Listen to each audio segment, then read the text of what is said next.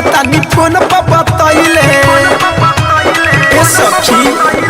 काले तो सैया जब गाड़ी जाके धइले कहले कि आवतानी फोन पर बतैले लागेला 24 घंटा ट्रेन में पटना उतरी है साजे ए सखी जापानी बर्तन हम हाजे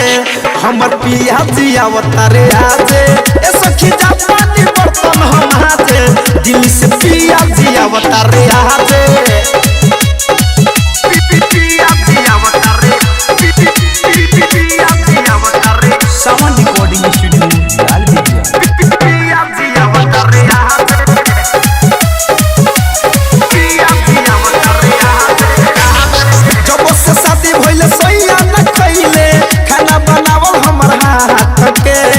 जातानी हम ऐसन बनावे खोई है हथवा चाट के ए सखी हां हां जब से शादी भइले सैया न खइले खाना बनावल हमर हाथ के जातानी हम ऐसन बनावे खोई है हथवा चाट के जाते खाए के मन करी पर सावन मंगी है लाजे ए सखी जातानी बर्तन हम हाजे हमर पिया जी अवतारे आजे ए सखी जातानी बर्तन हम हाजे दिल से पिया जी अवतारे आजे पिया जी अवतारे आजे Music by Sora पिया जी अवतारे आजे बर्तन हम हाजे DJ Vikas Riga Sitaman भोरही से नहा के धुआ के केसिया भी झाड़ लेनी रे दोनों अखिया में कारी कारी कजरा सखी हम मार लेनी रे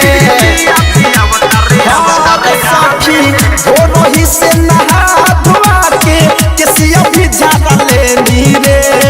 दोनों अखिया में कारी कारी कजरा सखी हम मार लेनी रे भोला धनन गए धड़े कोने अवते पलंग पर होई है बिराजे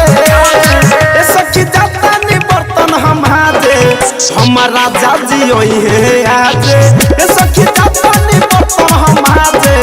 हम पिया जी होई है आजे काले तो सैया जब गाड़ी जाके धइले कहले कि आवतानी फोन पर बतैले लागेला 24 घंटा ट्रेन में पटना उतरी है साजे ए सखी जातानी बर्तन हम हाजे हमर पिया जी अवतारे आजे ए सखी जातानी बर्तन हम हाजे दिल से पिया जी अवतारे आजे